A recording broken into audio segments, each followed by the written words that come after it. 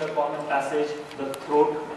Here the food pipe and the windpipe, they start at the level of the throat. So here in front, what you see is the trachea, or in simple words is the air pipe or the air tube or the windpipe or the wind tube.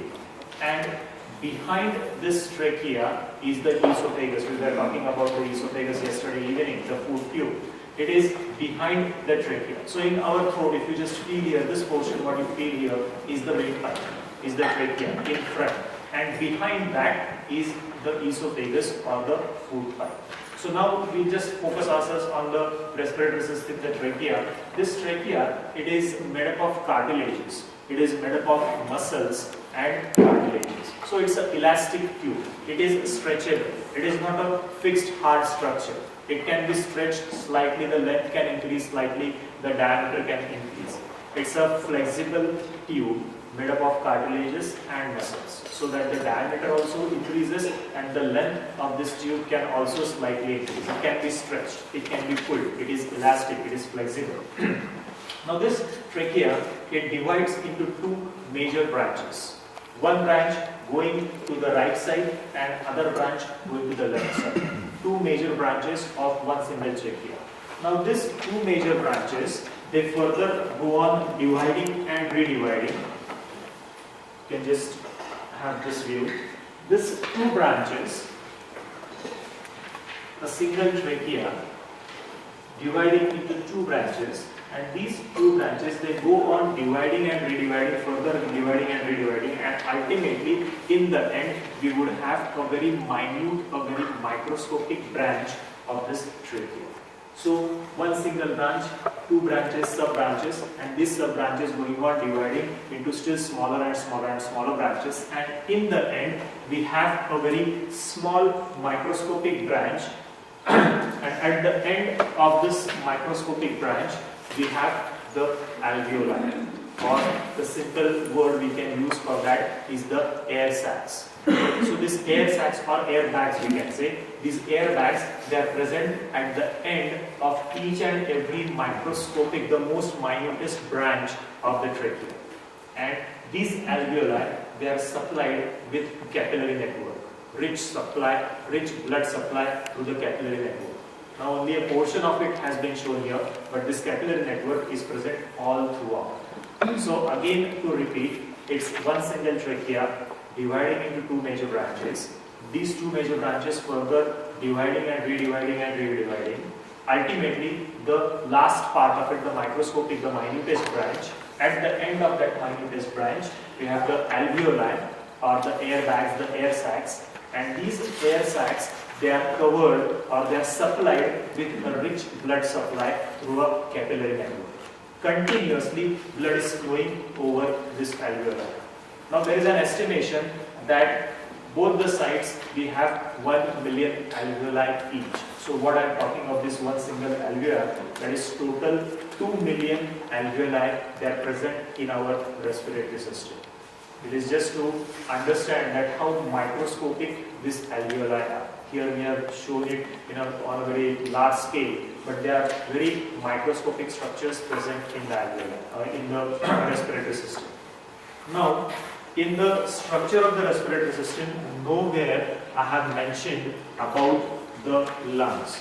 Now, lungs as such, they are nothing different, they are not a different organ, but all this structure together, it is enclosed in a bag made up of membrane, and that complete bag, this structure, we would call it as the lung. So the branches of the trachea, the alveoli, and the blood supply to the alveoli, all of it is enclosed in a membrane, it is enclosed in a bag, and that bag we would call it as the lung. So we have total two lungs, one on the right side and one on the left side. And as I said, there are 1 million alveoli in each of them. 1 million alveoli in the right lung, 1 million alveoli in the left lung. So this is as far as the structure of the respiratory system is concerned. Now, just one short notice we will take off is the functioning of the nose. Now, when practicing pranayama, you would come to various types of pranayama where they mention that breathe in through the right nostril and breathe out through the left nostril, or breathe in through both the nostrils, and many other types. The effect of different pranayams, breathing through right and left nostrils, has been observed to be different. But medically, it is very difficult to prove that both the nostrils they are having different effect. Medical science says whether you breathe in through the right nostril or the left nostril, the effect is the same. You don't bother about it. Whether you breathe in through the right or the left, there is no difference, just go on breathing. But ideally, it has been observed that breathing through a particular nostril has a different effect.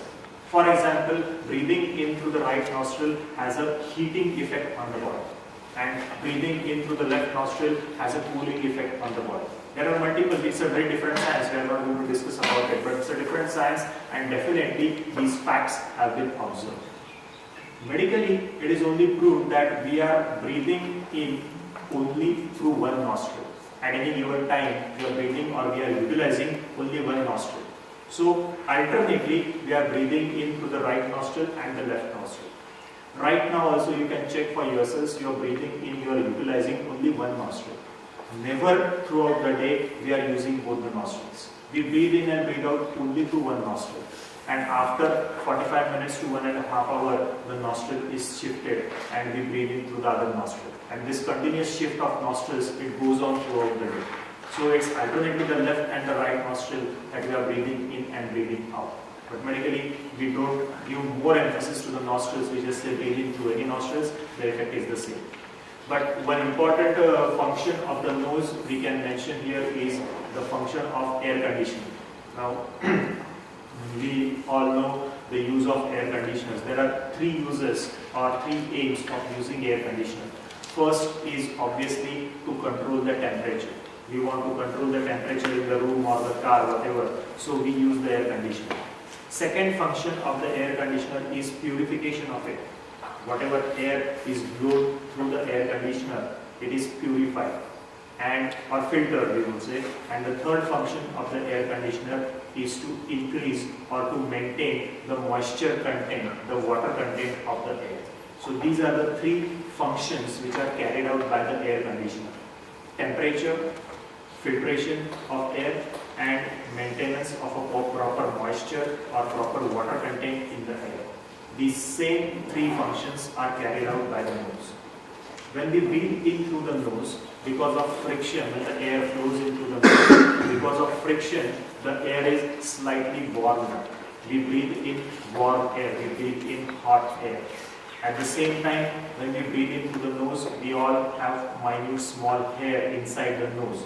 So these hair, they help in filtering out the dust particles, the carbon particles or bigger particles which are present in the air. So filtration or purification of air. And the third is humidity or water content. When we breathe in through the nose, because of the mucus inside the nose, the water content, the moisture content of the air is increased. So the nose is said to be having the air conditioning effect on the air what we breathe in. Temperature is increased, the air is filtered out, and thirdly the moisture content of the air is monitored. It is kept at a particular level because of the mucus. So that is the only significance of nose, breathing in through the nose. Left and right nostril, medically it makes no difference. Now let us try to understand the process of breathing in and breathing out. Now, process of breathing in and breathing out, it is compared with the switch on and off mechanism. If you want to switch on a light, the light is either switched on or off. Both the things can't happen at the same time. You can't say that the light is switched on and off at the same time. Either the light is switched on or either the light is switched off. Both the things, they can't happen at the same time. So here also in the respiratory system, we are breathing in or we are breathing out. Both the things, they can't happen at one single time. We can't say that, okay, I am breathing in and breathing out at the same time. Practically, it is not possible. We breathe in and then we breathe out. Now, in this process, breathing in is considered as an active process needing energy. needs more energy, and breathing out is considered as a passive process, needs less amount of energy. So first, let us try to understand what is the process of breathing in. In the process of breathing in, the first step is the movement of diaphragm. Now this diaphragm is a horizontal muscle, or you can say a dome-shaped muscle pressed at somewhere at this level, between the chest and the abdomen. So the area below the diaphragm, it would be the abdomen, and the area above the diaphragm would be the chest or the thorax. So this horizontal muscle, it first contracts and it is pulled downwards. Because of the contraction, this diaphragm, maybe this is the location of the diaphragm, it would be pulled downwards. So that is the first thing which happens when we breathe in. And the second thing which happens is the ribs. Now there are in all 24 ribs, 12 coming from the right side and 12 coming from the left side. And they are all united here near the chest bone. So these 24 ribs, they come forward and upward. This is also because of the muscular action. The muscles between the ribs, they would contract and they would bring the ribs forward and upward. So the movement of the ribs would be something like this when we are breathing in. They come forwards and at the same time they come upwards. So the diaphragm goes down because of the contraction of the muscle.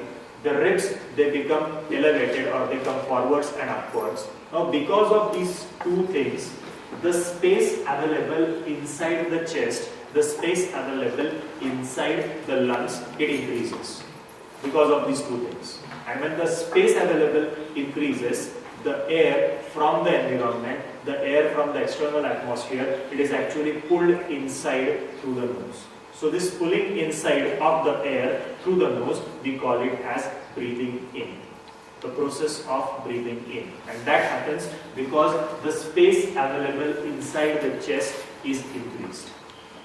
Now once the breathing in has been completed, immediately the process of breathing out starts. The process of breathing out is very simple because the diaphragm is a muscle which has contracted, and when the muscle has contracted, it tries to go back to its natural position. It tries to relax. So this muscle, it relaxes, comes back to the natural position. The ribs, they also get back to their natural position. So the ribs going back, the diaphragm coming up, both of this, they reduce the space available inside the chest. Or in other words, I would say, they produce a pressure over the air inside the lungs. And when pressure is produced, the air, it will be pushed out through the nose. The process of breathing out.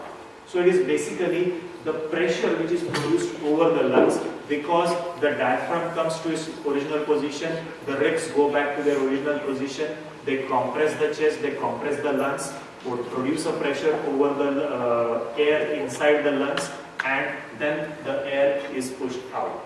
The process of breathing out. Now these two processes, they go on alternately. Breathing in and breathing out. Alternately, it would go on. There is no natural pause in between the process of breathing in and out.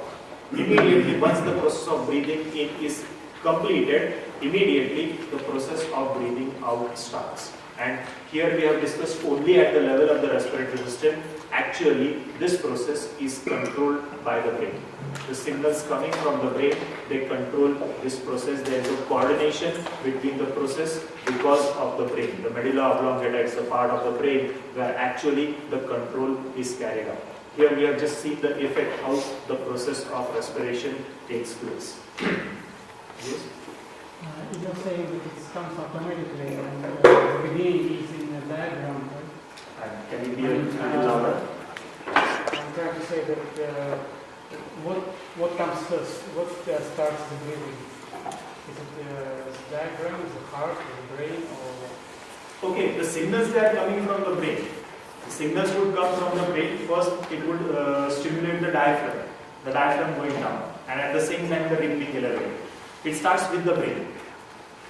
From the brain, the signals coming from the brain. And the process of breathing in is the first process. Breathing out follows after that. Anything else you wanted to? The question was different, something different? Exactly. It starts basically from the brain. Nothing to do with the heart, lungs or the diaphragm. The stimulus is from the brain. The brain sends the signal, and that signals they are dependent basically on the levels of oxygen and carbon dioxide in our body. The brain is sensitive to the levels of oxygen and carbon dioxide, and accordingly the process of breathing in and out is stimulated. For example, when we want more oxygen, the rate of respiration would increase. That is basically detected by the brain, that there is more demand for oxygen. So that would be detected by the brain, and accordingly the rate of respiration would be maintained by the brain. So the key is the brain, not the diaphragm or not the lungs. They are just working according, they are slaves of the brain. They are working according to the signals coming from the brain. I just read an article about some people who are in a coma, in a clinical death, the brain doesn't function, so they are supported by the machinery in the hospital. Yeah, so but still breathing comes. The breathing is not coming, the person is on ventilation. So it's a purposeful, positively, the air is being pushed in the lungs, and so the lungs expand. So the lungs are not expanding by their own. The machine is pushing in the air and sucking out the air. It is programmed, the machine is programmed how much air is to be pushed in a minute or 1 hour, whatever. Accordingly, the machine is just pushing in the air and sucking out the air. So it is not that the lungs are actually contracting and relaxing. If the brain is not functioning, the respiration would definitely stop. That's the normal rate of respiration for a human being. And from this, you can understand that each time we are breathing in 500, but actually God has gifted us with the capacity of 4,500. So our lungs, they have a capacity to breathe in directly 4,500 in one single breath. But actually, we are utilizing only 500. Now, one basic effect of pranayama, which is mentioned by each and everyone, is that pranayama helps to reduce the respiratory rate. Or with the practice of pranayama, the rate of respiration, the breaths which you take per minute, they are reduced. Now, how this happens? A very simple mathematical explanation for that. Say a gentleman, a healthy person, breathing in normally, he has no complaints, breathing in normally, he is breathing 14 times a minute. Normal respiratory rate for a human being. So the person is breathing in 14 times a minute. Each time the person is breathing in 500 milliliters of air. So in 1 minute, breathes in 14 times, and each time he breathes in, he is getting 500 milliliters of air. Or in other words, we can say that in 1 minute, this person is satisfied, is happy with 7 liters of air. Because breathes in 14 times, each time half a liter of air. So in 1 minute, this gentleman needs 7 liters of air, and the person is healthy, no complaints. Now, one fine morning, maybe this person starts with the practice of pranayama. Pranayama, I would say, is just breathing exercises. It's just breathing exercise, nothing more than that. So this person starts with the practice of pranayama, breathing exercises, continues it for 3 months, 6 months, maybe 2 years or 5 years. As he goes on continuing, as it's an exercise, we all know and we all accept that exercise, it increases your capacities. It increases your efficiency. So with the breathing exercises, maybe for 3 years or 5 years, the tidal capacity which was 500, it would slowly go on increasing. The efficiency of that individual, the efficiency of that person to breathe in would go on increasing. The maximum limit is 4,500. The maximum limit we are talking of is 4,500. But forget about this maximum limit. In 5 years, let us say that the tidal capacity, it increases from 500 to 700. Just a small increase, 200 milliliters of air extra, the person breathes in each time he is breathing in. So the efficiency has increased, the capacity has increased with the regular practice of breathing exercises. So the tidal capacity went from 500 to 700. Now, each time this person is breathing in, he is breathing in 700 milliliters of air. Because he has trained his lungs, he has trained his brain to do that. Continued practice. Now each time, if this person is going to breathe in 700 milliliters of air, and if the need of this person of air in 1 minute is 7 liters, we started with that 7 liters. So this person needs 7 liters of air in 1 minute. But now he is breathing in 700 milliliters of air in one single breath. So if he needs 7 liters of air, he has to breathe in only 10 times. Because each time now the person is breathing in 700 milliliters of air. So the respiratory rate, which was 14 breaths per minute, from 14 breaths it has reduced to 10 breaths per minute. The difference has occurred because the tidal capacity has increased from 500 to 700. A very small increase, just an increase of 200 milliliters of air. But because of that, the respiratory rate has gone down by 4 breaths per minute. Initially breathing in 14 times, now the person breathing in 10 times. Again I repeat that the maximum possible thing is from 500 to 4500. Or more of an idealistic thing. Maybe we are not aiming at this particular thing, but at least from 500 to 700 we are able to do that. We are going to reduce the respiratory rate by 4 breaths per minute. Now, if we are going to reduce the respiratory rate by 4 breaths per minute, what is the advantage? Why you want to interfere? Why is it necessary? 14 times a minute the person was breathing in, let him do that. Why you want to reduce the respiratory rate? The answer for this is we are going to conserve energy which is required for 4 breaths per minute. Go on calculating for yourselves how many breaths per hour, how many breaths per 24 hours, and how many breaths throughout your life. You are going to save, you are going to conserve that much amount of energy which is required for the process of breathing in and out. Because the diaphragm contracting and relaxing, it's a muscle, it needs energy. So you are going to save that much amount of energy which is required for the process of breathing in and breathing out. Now when the energy consumption is reduced, or when the energy need, the energy demand of the body is reduced, then the basal metabolic rate, the BMR, what we call it, it goes down. What is BMR? In simple language, it is the energy which is required for your heart to function, for your lungs to function, for your brain to function, for your liver to function, for your kidneys to function. All of them, they need some basic amount of energy, and that is called as the basal metabolic rate. If you are lying down in Shavasana, are you consuming energy? Yes. Or you don't need any energy in Shavasana, just relaxing. You still need energy. What is that energy? To keep your brain functioning, to keep your heart functioning, to keep your liver functioning, kidney functioning, your stomach functioning, your lungs functioning. All of them, they need some basic amount of energy for their functioning. So this amount of energy is reduced when you breathe in less times. And when you breathe in, When you breathe in? less times, the rate of respiration is slowed down, the need for the energy will be less. And that is what we call as reduction in the basal metabolic rate. So yoga, maybe I'll just complete all the things. I think I will cover your queries in what I'm going to say. So just 10 minutes I'll cover everything and then we'll come back to the queries. So this is what we call it as the basal metabolic rate. The basal metabolic rate reducing. And when the basal metabolic rate reduces, at the same time, if your energy demand is increasing, two things can happen.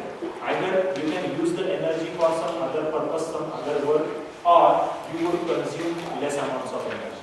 So the amount of food which you consume, that will also reduce. The amount of food which is needed to be digested, that will also reduce. So the energy which is required for the consumption of food, the energy which is required for the digestion of food, that energy also would be reduced. Or the demand for that energy would also be reduced. And that is what we talk of reduction in the metabolic rate with the practice of pranayama. And when the metabolic rate is this way, the lifespan of the individual increases because of less metabolism, less of destruction of the body. Because when the metabolism is less, you are going to destroy the body less. And that is how yoga or practice of pranayama, it helps in increasing the lifespan. I always compare, if you talk of metabolism, lower metabolism, don't compare it with the concept which you have in your mind, maybe about hypothyroidism, when the metabolism is reduced. We are not going to that type of reduced metabolism. I'll try to make you understand this thing with an example. I always give an example of two cars. If you have two cars, both same model, same type of interior, exterior, everything is same. You just put fuel, 1 liter of fuel in each car.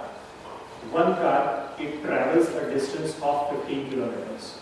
And the other car, in that 1 liter of fuel, travels a distance of 12 kilometers. Now these two cars are in front of you. One traveling a distance of 15 kilometers in 1 liter of fuel, and the other car traveling a distance of only 12 kilometers in the same amount of fuel. Which car you will prefer? Obviously, the car which runs a distance of 15 kilometers. That is what I call as slowing down of metabolism. Or it is the maximum utilization of the resources available. That is what we are talking of slowing down of metabolism. Obviously, I don't think any one of you would prefer a car which runs just 12 kilometers and another car you have at your hand which runs for 15 kilometers. Definitely, everything the same, the models and the interior, exterior, the color, everything the same. You would obviously prefer a car which runs for a distance, more distance, rather than a car which runs for a less distance in the same quantity of fuel. So that is what we are talking of reduction in the metabolism when we talk of pranayama and reducing metabolism. And that is how the lifespan will be increased. Now, this is actually the medical answer why you need to slow down the respiratory rate. Furthermore, there are some observations in this universe also. You can accept or you can't, if you don't want, you can just neglect them. But right now we told the medical explanation, how the respiratory rate reduces and how the lifespan can increase. The other explanation, you can just go on observing the other animals in this universe. All animals who have a slower respiratory rate have a longer lifespan. Commonest example is the turtle, the tortoise, the elephant. They are having slow respiration, slow metabolism. The tortoise or the turtle and even the elephants, they are having slow metabolism, they are having slow respiratory rate, and they are known to survive for more than 100 years. We all know that. And an opposite example, a very common and opposite example we can talk of is your pet dogs. Dogs, we all know the respiratory rate is very fast. You have observed it for yourselves. So the dogs, they are having a very fast respiration. What is the lifespan of a dog? Depending on the breed of the dog, it can be from 10 years to 20 years maximum, not more than that. Faster the respiration, less the lifespan. Faster the respiration, you are burning the energy very quick, and you are slowing down or you are reducing the lifespan. Another example you can talk of is rabbits. You must have seen rabbits. They are also having a very fast metabolism. Their lifespan is also very less. So, the less your respiratory rate, the more your lifespan. Just let me complete everything and just finish off with everything. Another example, again, you believe or you may not believe in that, but as far as India is concerned, or there are some other countries also, I feel, where there is a belief that you are born with a credit of breaths. You are born with a credit of breaths. It's a credit card. God has given you these many breaths in your credit. You go on spending them. Now it depends on you, this credit card, whether you are going to spend it in 6 months, 6 years or 6 years. Depends on you. You breathe in one and breathe out one time, one breath from your credit has gone. It's a negative counting. So if you breathe in, if you utilize less breaths, the lifespan will be increased. I'm saying if you accept this, you accept, otherwise if you don't want, don't accept. But the first thing is very important, the energy consumption, what we talk about. That is the most important aspect of the practice of pranayama. And furthermore, the increase in the lifespan. Now it's your own personal problem what you are going to do with that increased span of life. Because right now, whatever life we are having, that is a trouble for us. So increased lifespan, I don't know what you are going to do, but definitely lifespan can increase. Yes.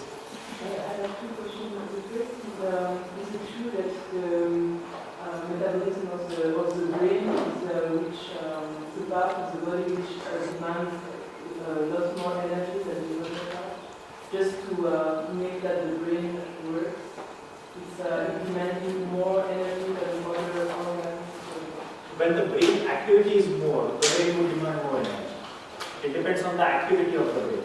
It depends on activity of each and every organ. How much is the activity? If the brain is too much active, it will demand more energy. It will consume more energy. But when you study, for example, it's demanding a lot, right? When you're studying, or maybe right now when you're focusing something, Yeah, it's demanding energy, more energy. For focusing, for concentration, for memorizing, it will demand more energy. The second one is, if I follow you, I mean, the practice of sports like running in short terms in life. The same thing I have tried to explain in maybe my previous session somewhere where I mentioned about the example of Ben Johnson. For that particular time, the respiratory rate is increased, the heart rate is increased, no doubt about it. But ultimate effect of sprinting or sport is slowing down of respiration and heart rate. The ultimate effect, if the sport is practiced in a proper way, scientific way, the heart rate, the respiratory rate, in your day-to-day life, we are not talking of that particular time span when the person is actually playing the game. At that time, the respiratory rate, the heart rate will increase, no doubt about it. But overall, 24 hours a day, the respiration will be slowed down, the metabolism will be slowed. That is what is to be achieved. Or even here also, we have some pranayam which are very fast pranayam. You breathe in and breathe out very fast. But then the effect of those pranayams is slowing down. So when we are talking of slowing down of respiration, it is in the day-to-day life, not for that particular time span. Yes. What is the difference with hypothyroidism? That you have like less hormones? Got it. We are not, I am focusing more on what is the difference of metabolism when we talk of hypothyroidism and hyperthyroidism. We are not going for the hormones and other things. Hypothyroidism, basically, you are going on storing the energy, which doesn't mean that the metabolism has been slowed down. Storage, what? Storage of energy, storage of calories, which would not happen with the practice of pranayama. When we are talking of the metabolism related with the practice of pranayama, there is no storage of energy, no storage of calories. But in hypothyroidism, I would say there is storage of calories. In hyperthyroidism, you are burning more than the calories which are available. So that is a total different thing, a disease condition. This is not going to produce a disease condition as such. Yes. But if there is no storage of energy, you spend it, but if you spend it, your metabolism is higher enough. No, as I said, it's the input-output ratio. Metabolism, when we talk of metabolism, it is the input and output ratio, whether it's fast or slow. When I am having a car with 1 liter fuel running distance 12 kilometers, it's a high metabolism because it's burning the fuel very fast. But on the other hand, one car running for a distance of 15 kilometers is burning the fuel slowly. That is slow metabolism. If still I am having a car which runs for a distance of 20 kilometers in 1 liter of fuel, I would say it is still the metabolism is slow. I am burning the energy very slow. I am utilizing the energy very slow. That is what I talk of slowing down of metabolism with the practice of pranayama. That is what is expected. So less input and maximum output. That's what we are talking. Okay. Yes. Thank you. I have a question regarding sleep apnea. Is there a connection between lifespan and sleep apnea? Like scientifically or I'm not sure about whether there is a connection between lifespan and sleep apnea, but why that happens, we'll just try to understand at the end of the session. But personally, personally, I am not sure whether there is a relation between the lifespan and sleep apnea. Quite unsure about it. People tend to breathe faster. Yeah, you just try to understand what is sleep apnea, and maybe, but I can't explain whether there is a relation with lifespan. Definitely not possible. So while doing the pranayama, what will be our main focus? The time intensity or? Okay, wait a minute. I just come to the basic understanding what exactly we mean by pranayama. Then the concept will be clear. I'm just going to explain the same. Now, when we talk of pranayama, everywhere there are mentioned 8 types of pranayama. The list is behind you, the back of you. We use the list of 8 types of pranayama. But the main aspect of any practice of pranayama is holding the breath. Holding the breath is pranayama. Pranayama is not breathing in and breathing out. Pranayama is related with holding the breath. Now, this holding of breath, it can be done in 2 ways. One is internal breath holding and one is external breath holding. We'll just try to discuss both of them in some details. Maybe in another couple of days we will start with these breath holding techniques. So first we discuss about internal breath holding. Internal breath holding, just a simple explanation of that is you breathe in, take in a deep breath, then hold the breath for some duration of time, and then you breathe out. That is internal breath holding. You breathe in, hold the breath for as much as time possible, and then breathe out. Now, when you are holding the breath, what's happening? What's going to happen when you are holding the breath? You are not breathing in, you are not breathing out. You are just captured the air inside your lungs. What's going on? So for that, we here have an analysis of the gases which we breathe in and breathe out. When we breathe in 21% of oxygen and 79% of carbon dioxide. Practically 0 amounts of carbon dioxide. Exhalation or breathing out, we breathe out 16% of oxygen, same amount of nitrogen and 5% of carbon dioxide. Now you can focus your attention to this particular part, oxygen. We breathe in 21% and we breathe out 16%. What does this mean? It simply means that we are unable to utilize, or rather we are unable to absorb maximum quantities of oxygen.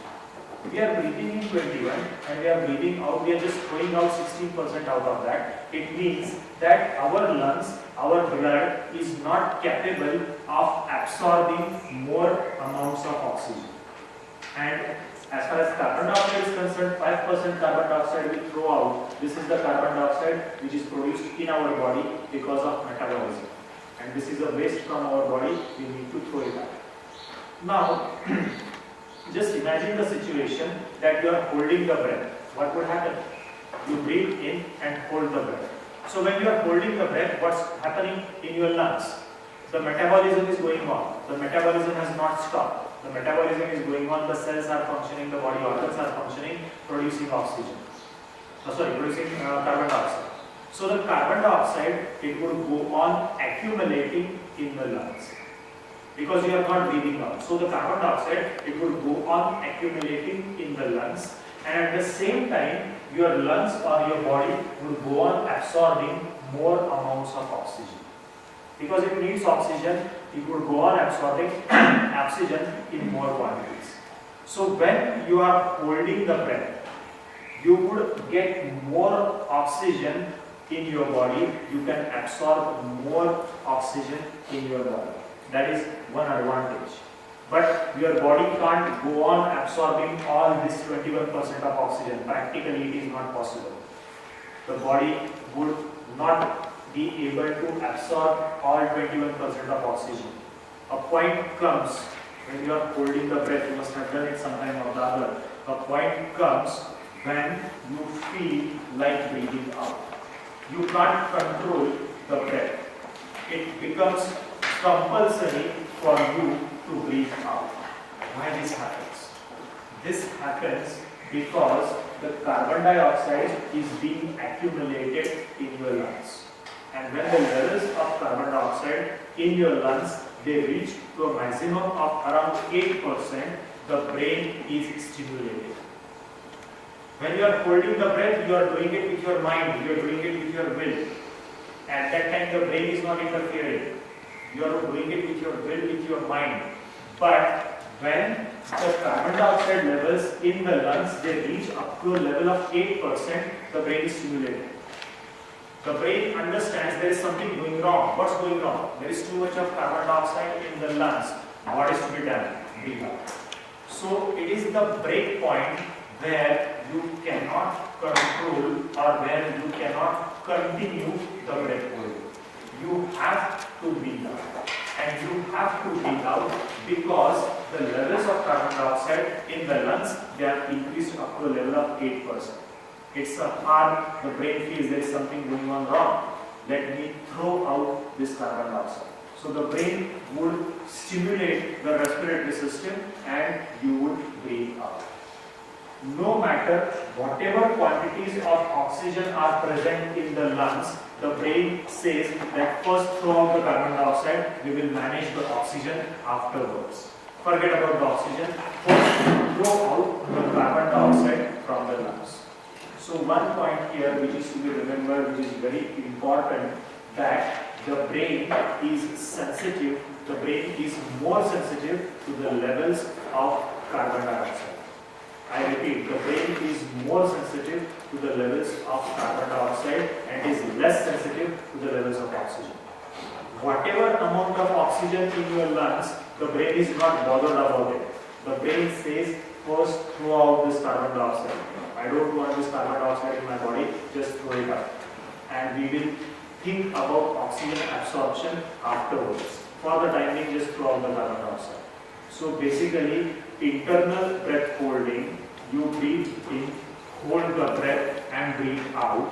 The advantages, they are, number one, you are going to get more oxygen absorption, no doubt about it. But on the other hand, this carbon dioxide accumulating in the lungs is going to act as a stimulant to the stimulant to the brain.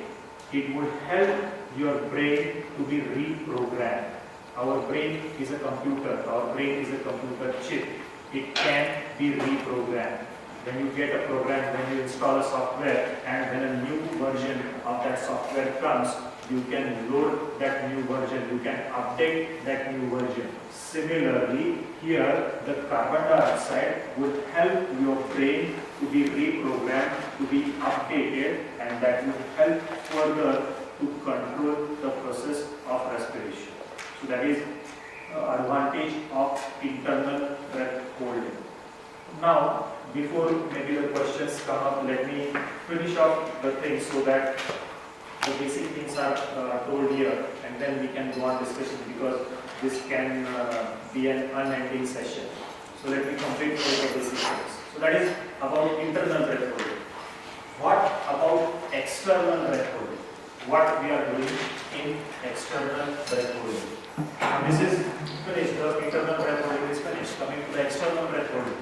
External breath holding is the process in short. You breathe in, you breathe out, and when you breathe out completely, then you hold the breath. So the external breath holding process would be breathe in, breathe out, and then hold the breath. Now any guess what's happening inside? You have breath out completely and you are holding the breath. What's going on?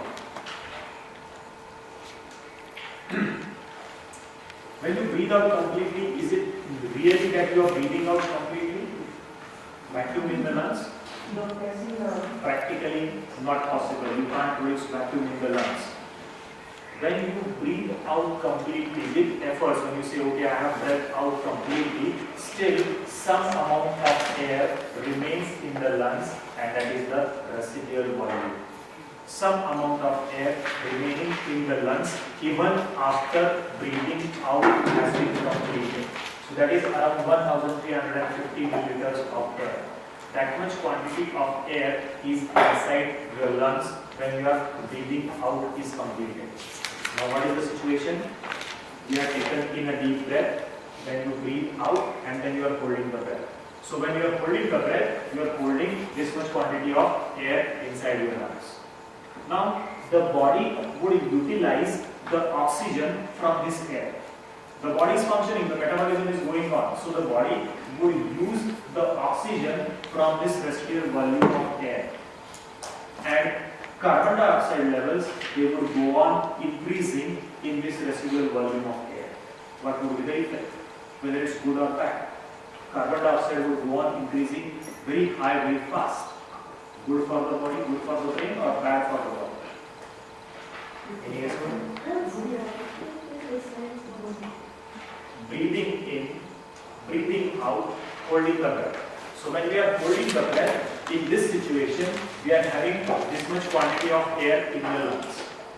The body would go on using the oxygen which is available in this amount of air.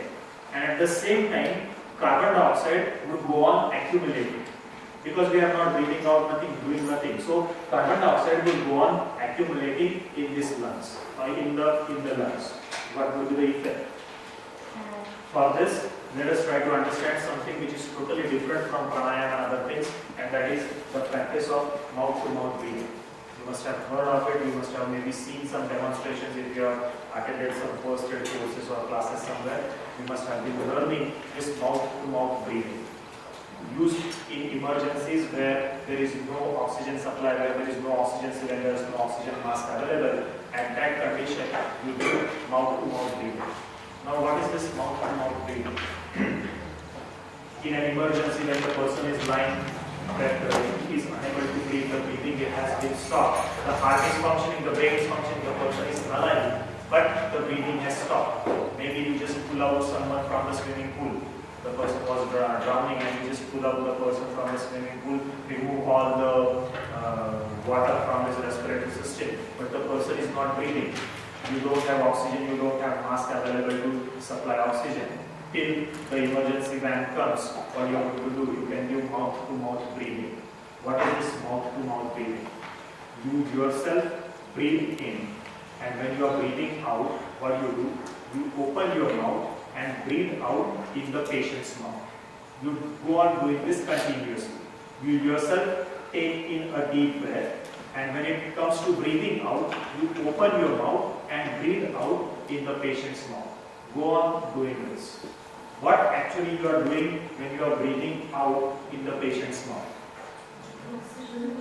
When you are breathing out in the patient's mouth, you are giving 16% oxygen to the patient, you are giving 79% of nitrogen to the patient, and you are giving 5% carbon dioxide to the patient. The patient is lying down, no breathing, the breathing has stopped. So, when you give 16% of oxygen, what will happen with that oxygen?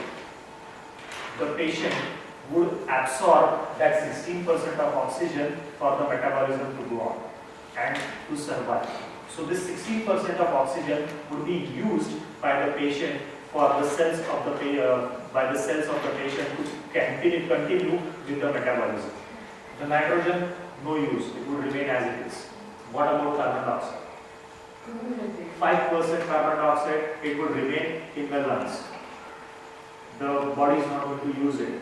Next time you breathe out in the patient's mouth, again you are going to give 5%. Again the third time you breathe out in the patient's mouth, again you are going to give 5%. So what's happening? The patient is using the oxygen for survival, but this carbon dioxide, it goes on accumulating in the lungs. And when the carbon dioxide goes on accumulating in the lungs, at a particular point when huge amounts of carbon dioxide have been accumulated, it's a signal to the brain. Too much of carbon dioxide in the lungs, breathe out. The moment the patient breathes out, the next moment you will start breathing in. Because switch on and off mechanism. Breathe out, breathe in, breathe out, breathe in. So that is how you try to stimulate the process of respiration in a victim who is not breathing. And the key to that stimulus is carbon dioxide. So breathing starts because of this excess levels of carbon dioxide in mouth-to-mouth breathing. Now coming back to the example, coming back to the understanding of external breath holding. What's going to happen in external breath holding? Again, the same situation, there will be loads of carbon dioxide in the lungs. And again, the effect is the brain gets a stimulus. How the brain is going to handle the situation when really there will be high levels of carbon dioxide. So that is a training of the brain to handle the situation where there is excess quantities of carbon dioxide accumulating in the lungs. So this external breath holding and internal breath holding, in simple words, I would say it is just the reprogramming of the brain, retraining of the brain for the process of breathing in and breathing out.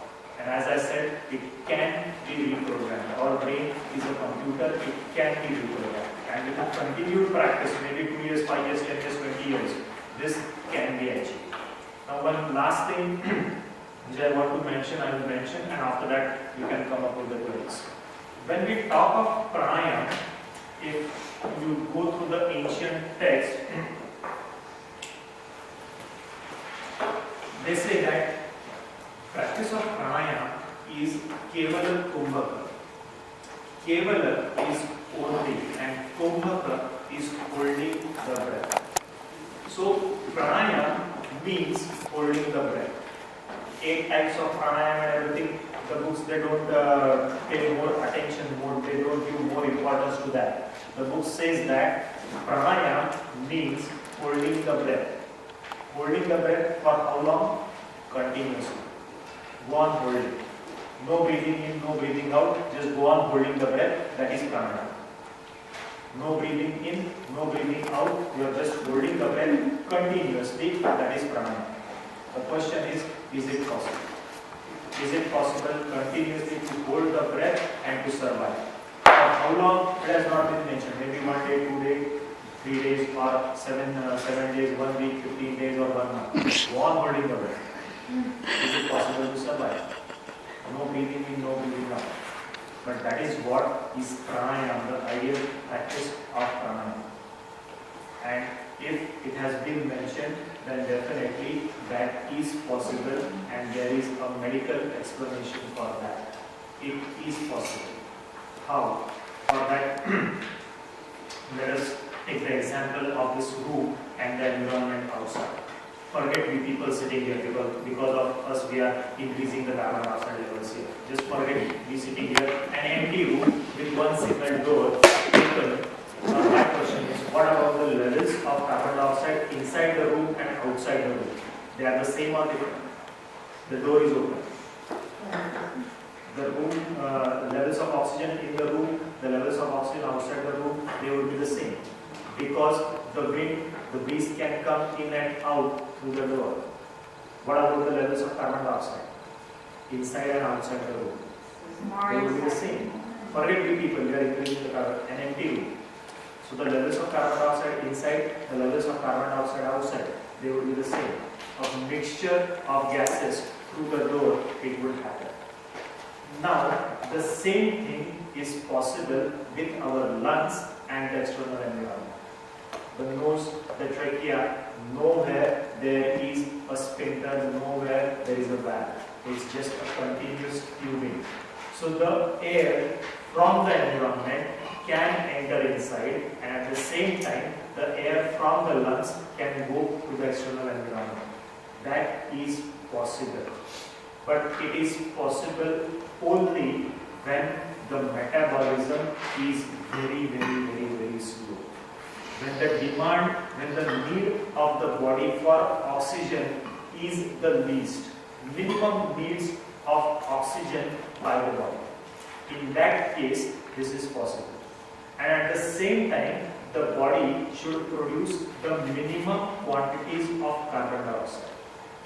Unless and until the carbon dioxide levels they are very high, the brain is not going to stimulate the process of respiration. Say for example, if there is only 1% carbon dioxide in your lungs, the brain would say, forget it, 1% is fine, let it remain there. I am not going to breathe it out, I am not going to breathe it. So in this case, maybe if there is 1% of carbon dioxide in your lungs, that would slowly flow out and you would get oxygen. Exchange of gases from the environment with the lungs. That is possible, but the pre-requirement for that is that the metabolism should be very, very, very, very less. The body should be capable of functioning with minimum quantities of oxygen, and at the same time it should produce least quantities of carbon dioxide. The moment more carbon dioxide is produced in the body, the brain is stimulated, the process of respiration will start. If there is less quantity of carbon dioxide in the lungs, the process of respiration will not be stimulated. So practically this will be possible. And with this condition, then you need to have a very slow heart rate, you need to have a very minimum appetite, I would say. The needs of the body, they are very less. The functioning of each and every organ in our body is to its minimum. That is practically possible, and that is the stage of minimum metabolism, which maybe we can talk of. These things may happen in the stage of samadhi. That is possible. But here the metabolism is very, very, very slow. And for you people to believe, if there is a live example, maybe you can believe in this. There is one documentary which has been done by BBC, British Broadcasting Community, that has been doing this documentary. There is a person from South India, and he is called as Fire Yogi, F-I-R-E, Fire Yogi. If you are interested, you can just log on to Google, then you just give search for Fire Yogi, you will get that documentary topmost. The first thing which comes up on Google search is this documentary on Fire Yogi. This person, now around the age of I think 70, 75, something like that, for the last 30-35 years, this gentleman has been eating two small bananas and 3 sips of water every day. Just 2 bananas and 3 sips of water. That's it. Nothing more than that. Only 2 bananas a day and 3 sips of water I am talking about. Not 3 liters or 3 glasses, only 3 sips of water. For last 30 to 35 years, this gentleman has been doing this, surviving normally. Heart rate normal, respiratory rate normal, blood sugar levels normal, urea normal, this normal, that normal, everything normal. All blood reports, all urine reports, all MRI scans and X-rays and everything normal. And for your kind information, all investigations were carried out in London. So you can believe in that. Everything and anything normal, surviving on 2 bananas and 3 sips of water every day. Now give me an explanation, what is this? 3 sips of water for 1 day and immediately we say we are suffering from dehydration. Now tell me, where is this dehydration? He has been surviving with that, doing his daily activities, like whatever mantra chanting and maybe havan and everything. Not that he's working in some industry or something, but going on with his daily activity, daily routine quite normal. That is what I call slowing down of metabolism. This is what is slowing down of metabolism. Let me know about what is calories and what is dehydration, and this is the minimum requirement of water and this is the minimum requirement of calories. There is no explanation for that. And the other aspect of it is all the reports, medical reports of this gentleman, they are normal. There is no abnormality, there is no increase in sugar or there is no increase in urea or nothing like that. Everything is normal. So that is slowing down of metabolism. So this is a live example. You can just have a look on internet, on YouTube also this documentary is available. Fire Yogi, this documentary is available even on YouTube. You can go and watch it. Everything what the gentleman has been doing. So I think that was all.